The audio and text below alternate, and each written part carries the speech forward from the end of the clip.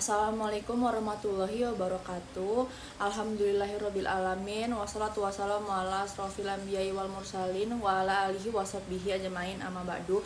Sebelumnya perkenalkan, nama saya Dwika Atimarani Meranti dengan NPM 232102001 dari kelas HTND. Pertama-tama marilah kita panjatkan puja dan puji syukur kehadirat Allah Subhanahu wa taala karena telah memberikan kita nikmat iman dan kesehatan. Di sini saya akan menyampaikan kultum yang berjudul tentang perzinahan. Yang kita ketahui sekarang banyak sekali anak-anak remaja yang saat ini di akhir zaman ini menormalisasikan pacaran. Padahal sudah Allah tegaskan dalam surat Al-Insyirah ayat 32 yang artinya, dan janganlah kamu mendekati zina, sesungguhnya zina adalah suatu perbuatan yang keji dan suatu jalan yang buruk.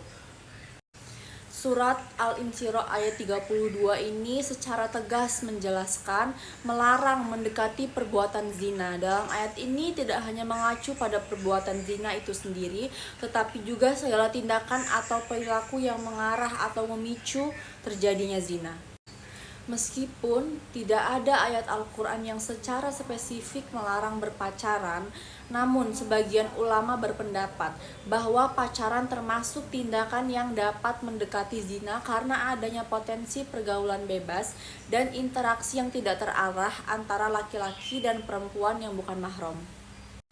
Sebagaimana yang sudah dijelaskan oleh Nabi Muhammad SAW yang mengingatkan tentang bahaya berduaan antara laki-laki dan perempuan yang bukan mahramnya dengan mengatakan, janganlah seorang laki-laki berduaan dengan seorang wanita yang bukan mahramnya karena yang ketiga adalah syaitan.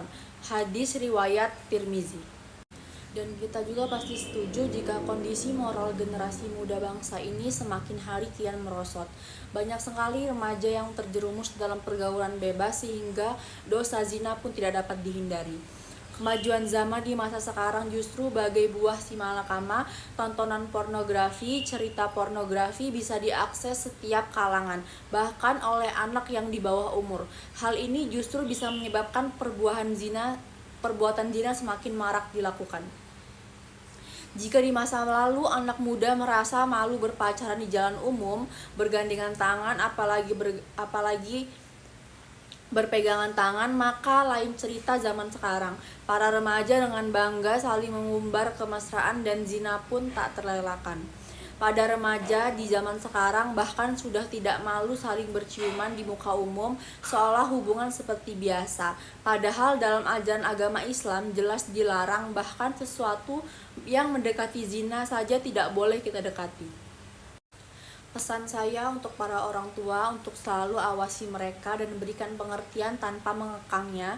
Jadilah tempat curhat mereka, ingatkan selalu agar tak terperosok ke dalam lembah hitam, terlibat dalam pergaulan bebas ataupun kenakalan remaja lainnya sehingga terhindar dari zina dan bahayanya. Rupanya hanyalah itulah yang bisa saya sampaikan mengenai bahaya zina. Semoga kita dan keturunan kita terhindar dari dosa satu ini. Semoga Allah senantiasa melindungi kita semua. Mohon maaf apabila ada perkataan saya yang kurang berkenan. Saya akhiri, wabillahi taufiq wal hidayah. Wassalamualaikum warahmatullahi wabarakatuh.